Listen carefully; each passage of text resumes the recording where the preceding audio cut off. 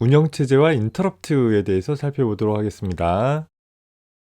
자, 인터럽트란 현재 CPU가 어떤 일을 처리하다가 어떤 특정한 비동기적인 사건이 발생되어지면 현재 CPU가 하던 일을 중단을 하고 그에 따라서 미리 정의되어진 다른 일을 하도록 처리하는 그런 방법을 가리킵니다. 인터럽트의 종류는 하드웨어 인터럽트와 소프트웨어 인터럽트로 나뉘어지게 되는데, 하드웨어 인터럽트는 각 하드웨어 장치에 의해서 어떤 특정 상황이 발생되었다라는 것을 CPU에게 알리는 그런 신호를 가리킵니다. 이런 인터럽트가 발생되어지면 CPU는 현재 수행 중인 프로그램을 일시 중지하고 인터럽트 서비스 루틴을 실행을 하고 나서 인터럽트 서비스 루틴이 다 완료된 다음에 중지되어진 수행을 재개하는 방식으로 처리가 되어집니다. 소프트웨어 인터럽트는 그저 하드웨어 인터럽트가 수신되어진 것처럼 CPU 명령어에 의해서 처리되어지는 그런 것을 가리킵니다. 자, 뭐 예를 들어 봅시다. 우리가 운영체제에 대한 공부를 쭉 수행을 하고 있는데 갑자기 인터폰에서 벨이 울렸다라고 가정을 해봅시다. 띵동 하고 벨이 울려지게 되면 집에 아무도 없다라고 가정을 했을 때 그 벨이 울린 것을 무시하고 우리는 계속 운영체제 공부를 해볼 수도 있을 거예요.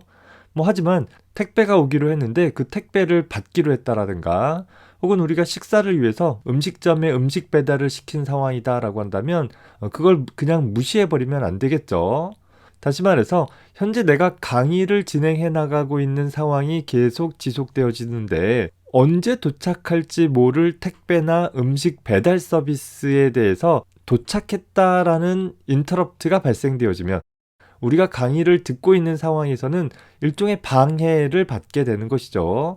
우리는 먹어야지 살 수 있는 것처럼 현재 전체 시스템 상황에서는 그 인터럽트를 처리하는 것도 굉장히 중요한 일 중에 하나가 될 거예요. 그래서 일반적으로 하나의 명령어 사이클은 메모리로부터 수행할 명령어를 가져오고 가져온 명령을 실행하는 과정으로 구성되어 있습니다. 자, 다만 인터럽트에 대한 처리도 기본적으로는 하나의 CPU 명령어 처리 과정 중에서 처리되어질 수 있어야 되겠죠. 명령어를 인출하거나 혹은 실행하는 과정 중에서 인터럽트가 발생되었다라고 해서 즉각적으로 그에 대한 처리를 수행을 할 수 있도록 CPU를 구성을 하게 되어지면 CPU 처리가 너무 복잡해지고 또 효율적이지 못하게 처리되어질 수 있는 여지들이 있어서 기본적으로 인터럽트에 대한 처리는 하나의 명령어 사이클이 모두 끝난 이후에 인터럽트가 발생된 것이 있는지를 검사해봐서 인터럽트가 발생되지 않았다라고 한다면 현재 수행한 명령 다음 명령어를 인출해서 다시 실행해가는 과정들을 반복을 해나갈 것이요. 만약에 인터럽트 발생 여부를 조사해 봤더니 인터럽트가 발생이 되었다라는 사실을 확인하게 되어지면 그 발생된 인터럽트에 대한 처리를 수행을 하기 위해서 CPU 레지스터 값들을 백업을 받아야 될 것이요. 프로그램 카운터를 이제 인터럽트 서비스 루틴의 시작 주소로 설정해주는 과정을 통해서 다음번 명령어 인출 과정에서는 직전에 실행한 명령어 다음 문장이 수행되어지는 것 대신에 인터럽트 서비스 루틴의 첫 번째 문장이 수행되어질 수 있도록 처리해 볼 수 있다라는 것입니다. 뭐 그렇게 해서 인터럽트 서비스 루틴에 있는 모든 문장들을 다 처리하고 난다면 인터럽트 서비스 루틴으로부터 복귀하는 명령의 실행을 통해서 아까 백업 받아 놓았던 인터럽트가 발생되기 직전에 프로그램 카운터 값들을 복원을 해 놓고 그리고 명령어 인출을 하게 되어지면 이제는 인터럽트 발생 전에 수행하다 중단되었던 내용들을 재개해 나갈 수 있게 되어진다라는 것이죠. 아마 여러분들이 컴퓨터 구조 시간에 자세히 배웠을 것이라고 생각이 들어요. 다시 비유적으로 얘기해 본다라고 하면 열심히 운영체제 공부를 하고 있는데 벨이 울렸다라고 한다면 우리는 일단 공부하는 작업을 일시 정지해주고 먼저 응답을 해줘야 되겠죠. 그래서 뭐 택배가 도착했으면 택배를 받고 뭐 음식이 도착했으면 일단 음식은 받아야 될 거예요. 음식을 지금 먹을지 말지는 그건 부차적인 문제인 거죠. 음식을 받고 그에 대한 비용을 지불을 하고 자 그리고 나서 우리가 운영체제 공부를 마저 수행을 해줘야 되겠죠. 그리고 공부가 끝나고 나면 그 다음 작업들을 수행을 해 나가면 될 것이에요. 뭐 이렇게 사용자가 입력 장치를 조작을 해서 뭐 키보드를 눌렀다라든가 마우스를 조작했다라든가 하는 상황이 발생했을 때 인터럽트가 CPU에게 전달돼서 사용자 입력이 발생했다라는 것을 알릴 수도 있고, 디스크의 입출력 처리가 종료됐다라는 상황을, 왜냐면 키보드나 마우스 같은 입력 장치로부터 사용자가 어떤 값을 입력했다라는 상황은 언제 일어날지 모르잖아요. 그래서 이것을 CPU가 입력 장치를 매번 감시를 해서 입력된 결과가 있는지를 검사하기보다는 CPU가 그냥 평상적으로 다른 프로그램들을 수행을 해 나가다가 입력 장치로부터 인터럽트가 걸리게 되면 뭔가 입력이 된 것이 있구나 라고 감지를 해서 그에 따른 처리를 수행을 해주면 된다라는 거예요. 디스크 입출력 같은 경우도 보면 디스크 같은 경우는 블럭 디바이스로서 한 번에 대량의 데이터들을 입출력하는 처리를 하다 보니까 상대적으로 시간이 오래 걸리더라라는 거예요. 따라서 1년에 수바이트만 접근하는 메모리 접근과 다르게 디스크로부터 데이터를 입출력하기 위해서는 어떤 디스크 장치 제어기에게 위임을 해서 1년의 데이터들을 읽어드려라 혹은 써라 라는 처리들을 수행을 하게 되는 거예요. 그 과정이 진행되어지는 동안에는 상대적으로 시간이 오래 걸릴 테니까 CPU는 다른 프로그램을 처리하다가 디스크 입출력에 대한 처리가 끝났다라고 하는 인터럽트가 발생되어지면 그걸 확인을 해서 나머지 작업들을 수행을 해나가게 되면 된다라는 거예요. 좀 더 단순하게는 시스템 내부의 시스템 클럭으로부터 어떤 일정한 시간이 만료됐다라는 것에 따라 인터럽트가 발생될 수도 있고, 혹은 USB 메모리 같은 장치가 부착됐다 혹은 해제됐다, 혹은 휴대용 장치라면 저전압 경고가 발생했다라든가 등등의 다양한 비동기적 상황에 따라서 CPU가 어떤 처리들을 수행을 할 수 있도록 하기 위한 하나의 방법으로 제공이 되고 있는 것입니다. 자, 이런 인터럽트 발생 및 처리 과정에 대해서 조금 더 자세히 살펴보게 되면, 일단 하나의 응용 프로그램이 쭉 수행되어지고 있다라고 가정을 해봅시다. 어떤 프로그램이 수행되어지고 있다가 사용자가 키보드 입력을 통해 가지고서 하나의 인터럽트를 명시적으로 발생시키게 되어지면, 사실 CPU에는 인터럽트의 입력을 감지할 수 있는 단자가 한 포트밖에는 없어요. 하지만 나한테는 여러 장치가 있을 수 있다라고 하면 여러 입출력 장치로부터 발생되어지는 인터럽트들을 받아들일 수 있도록 하기 위해서 보통은 CPU와 입출력 장치 사이에 APIC라고 불리우는 APIC이라고 부르거나 혹은 인터럽트 제어기라고 불리어지는데 Advanced Programmable Interrupt Controller라는 하드웨어가 사용되어집니다. 이 APIC은 입출력 장치로부터 직접 인터럽트 신호를 받는 IO APIC이라는 장치와 이 IO APIC으로부터 인터럽트 신호를 받아서 CPU에 이 INTR이라는 Interrupt Request라는 핀에 직접 인터럽트 신호를 발생시켜주는 로컬 APIC이라는 장치로 다시 분리되어져서 구성되어집니다. 현대의 IO APIC은 24개의 인터럽트 수신 핀을 두고 있어서 서로 다른 24개의 장치로부터 인터럽트 신호를 받을 수 있도록 하고 있는데, 특히 멀티코어 CPU에서는 이 로컬 APIC이라는 장치는 각각 CPU 코어에 하나씩 연결되어지고 CPU 패키지 내에 내장되어지는 데 반해 이 IO APIC은 전체 시스템에 하나 존재하면서 보통은 사우스 브릿지 내에 내장되어지는 형태로 제공이 되어지고 있습니다. 자, 어쨌든 간에 응용 프로그램이 실행 중에 사용자가 키를 입력을 하면 키보드는 인터럽트 신호를 보내주게 되어집니다. 이런 인터럽트를 IO APIC이 전달받아서 각각의 인터럽트 핀에 설정되어진 인터럽트 벡터와 또 그 인터럽트를 처리할 타겟 코어의 로컬 APIC 번호를 하나의 메시지로 만들어서 이 APIC 버스에 실어 보내주게 되어집니다. 자, 그러면 이 APIC 버스로 전달되어지는 메시지는 그 대상이 되어지는 로컬 APIC이 전달받아서 CPU의 INTR 핀에 인터럽트 신호를 발생시켜주고, 수신되어진 벡터는 CPU가 읽어갈 수 있도록 그 APIC 자신에 저장을 해두게 되어집니다. 이후 인터럽트 리퀘스트 신호를 받은 CPU는 로컬 APIC으로부터 인터럽트 벡터 신호를 읽어가게 되어짐으로써 CPU는 인터럽트가 발생되어짐을 인지하게 되어지게 되어집니다. 따라서 이때 CPU는 사용자 모드에서 커널 모드로 바꾸고 커널 공간에 저장되어진 인터럽트 벡터 테이블로부터 인터럽트 서비스 루틴에 대한 주소를 얻어내고 현재 CPU 컨텍스트의 내용을 커널 영역에 저장을 해주고 나서 인터럽트 서비스 루틴을 실행하게 되어지게 되는 것입니다.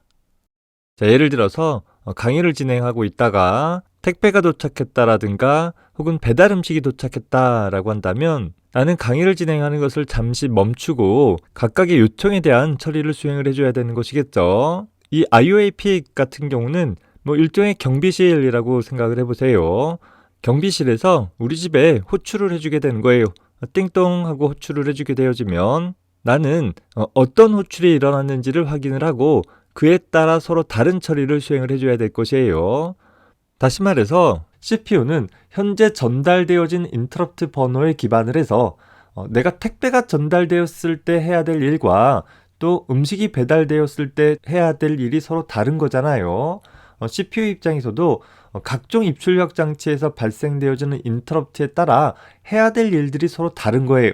그래서 어떤 일을 하면 될지를 지정하기 위해서 소위 인터럽트 벡터 테이블이라는 하나의 테이블에다가 현재 각 인터럽트에 대한 인터럽트 서비스 루틴, 인터럽트 벡터라고도 불리우는 인터럽트 서비스 루틴의 시작 주소들을 쭉 담아놓고 있어요.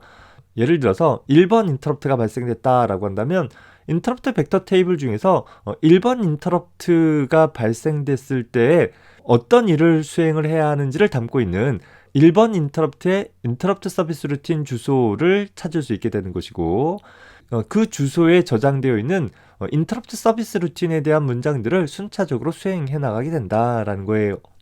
자, 그리고 현재 발생되어진 인터럽트 서비스 루틴에 대한 문장들을 다 처리하고 나면 다시 원래 작업으로 복원을 해줘야 되는 거잖아요. 뭐 음식을 받았으면 혹은 택배를 받았으면 받아놓고 나서 나는 원래 하던 강의를 듣던 일로 돌아오는 일이 필요하다라는 거예요. 그래서 인터럽트 서비스 루틴이 끝나게 되어지면 인터럽트 전에 하던 작업으로 다시 돌아와서 나머지 작업들을 순차적으로 수행을 해주게 되어진다라는 것입니다. 자, 물론 앞서서 봤던 각 인터럽트 발생 시 처리해줘야 할 인터럽트 서비스 루틴들의 코드 위치들이나 혹은 인터럽트 벡터 테이블의 위치는 뭐 일반적으로 커널 공간에 위치하게 되어질 거예요. 특히 CPU 내부의 IDTR이라는 레지스터는 현재 인터럽트 벡터 테이블이 어디에 있는지를 명시적으로 나타내주는 뭐 그런 레지스터를 둘 수도 있고, 또 간단한 CPU 같은 경우에는 인터럽트 벡터 테이블은 논리 주소 몇 번지에 할당되어진다라는 것을 그냥 명시적으로 고정해서 사용을 하는 경우들도 있을 것입니다.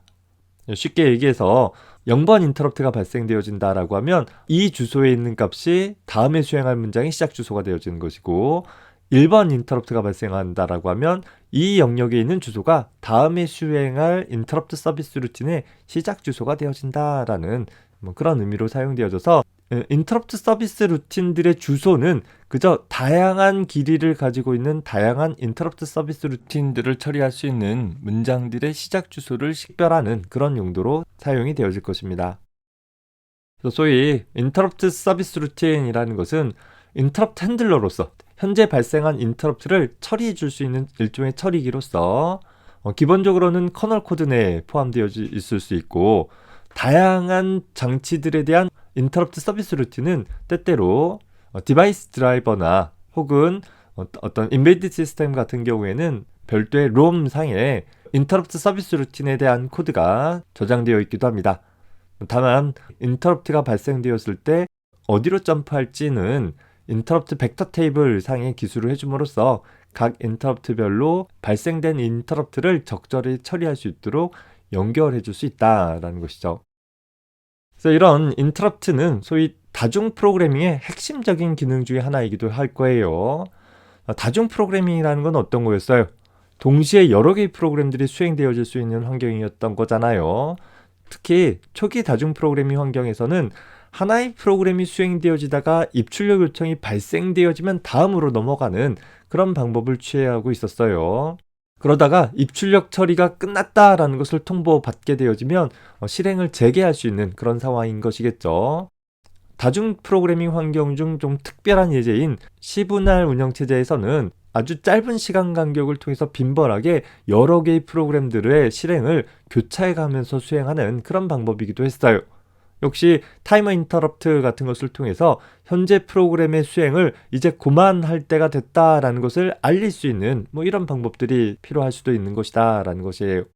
자, 이렇게 CPU 입장에서 주어진 명령들을 처리하다가 외부에서 CPU에게 어떤 신호를 보내어주는 비동기적으로 발생되어진 어떤 신호를 전달받을 수 있는 방법이 인터럽트인 것이고, 이 인터럽트가 있기 때문에 CPU는 입출력 장치의 처리가 완료되었는지를 일일이 검사해 보지도 않을 수 있는 것이고, 또 타이머가 만료되었는지를 일일이 확인해 보는 것 없이 좀 더 효율적으로 작업을 수행을 할 수 있게 되는 계기를 마련할 수 있는 것입니다.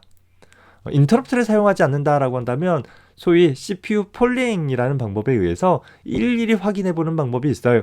아주 극단적인 예를 들어본다라고 하면, 내가 어떤 물건을 사기 위해서 편의점에 갔는데 편의점에 원하는 물건이 없어요. 그러면 내가 폴링한다라는 건 어떻게 하는 거냐면, 매번 편의점에 전화를 해서 물건 들어왔나요? 전화 끊고 나서 또 물건 들어왔나요? 또 전화 끊고 나서 또 물건 들어왔나요?